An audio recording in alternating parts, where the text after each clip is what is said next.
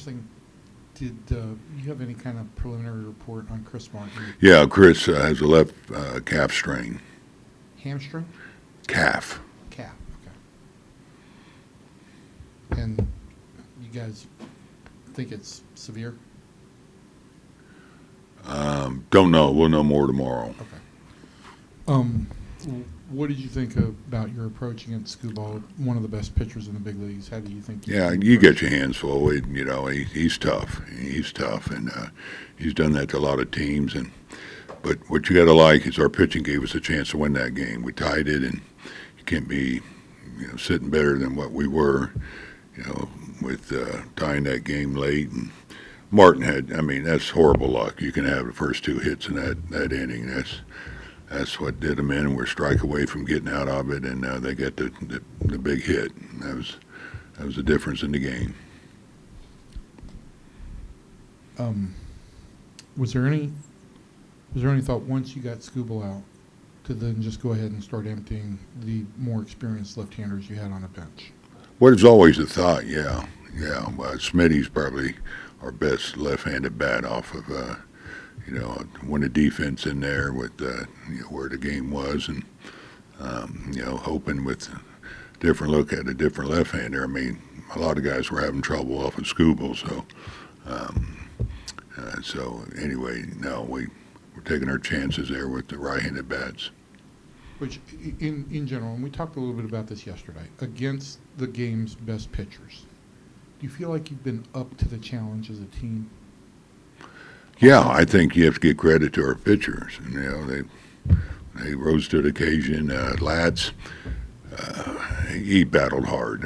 It was a little off with his command, a lot of deep counts, but here he leaves the game with one run. Really couldn't ask for more. Bullpen was doing a great job. Like I said, we tied the game. Just had some bad luck there in the eighth inning, and the only thing you can try to do off a tough pitcher like that is be in a position to win the game, which we were. Obviously, like you said, you have your hands full with Skubal, but did you like the at-bats approach, or what did you think about that? I know we can talk about approach. You're talking, he's one of the best in the game. It's tough duty for hitters, so you hope you battle and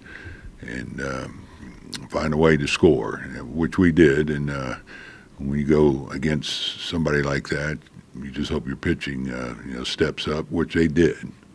So, I really couldn't ask for more to have a tie game there of one of the best pitchers in the game and a chance to win. And could you just, speak a little more to Latz and what he's done for you guys this year and how much he's been able to grind? Yeah, I think he showed really his moxie there with how he was having to come back and saved a run there.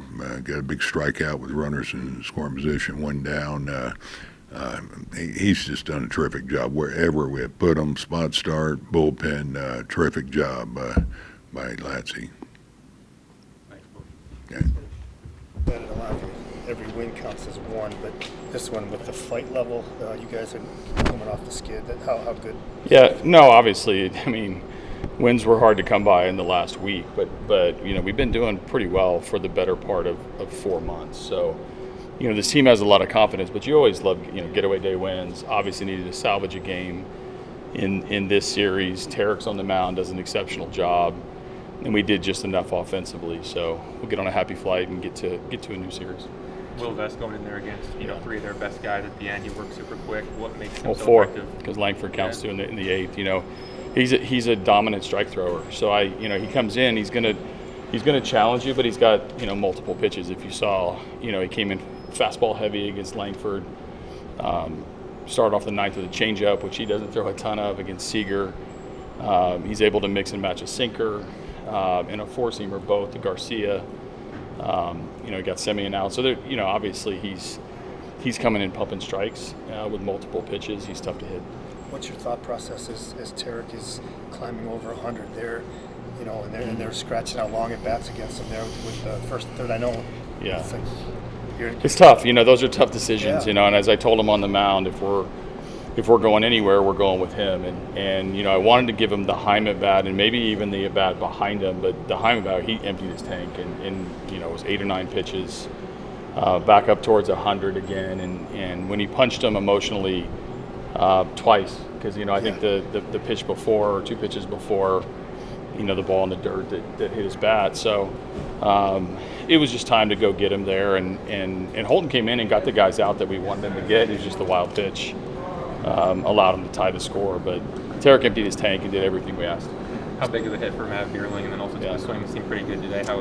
We had some good swings today. I know 2-1 we'll take what we can get, but the swings were better today. Dingler hits the ball to center, Matty hits the ball to center, didn't get rewarded for it. Zemak hits a bullet to center, didn't get rewarded for it. But Bierling came up with the biggest hit at the biggest moment. You get first and second. We were fortunate because we had a couple infield singles. You want to capitalize on, especially because they just tied the game. So nothing better than 2 out base hits to go ahead. With Javi, obviously, Javi. Oh, Javi, yeah. So Javi came in the dugout and just said he didn't feel right. And so I asked him kind of what was going on. He just kept saying he didn't feel right, so I took him out of the game. So he's fine. I mean, he was first in the line for the high five line. So it just something was off with him and got him out of the game. So he just said he didn't feel good. Thank you. Yep.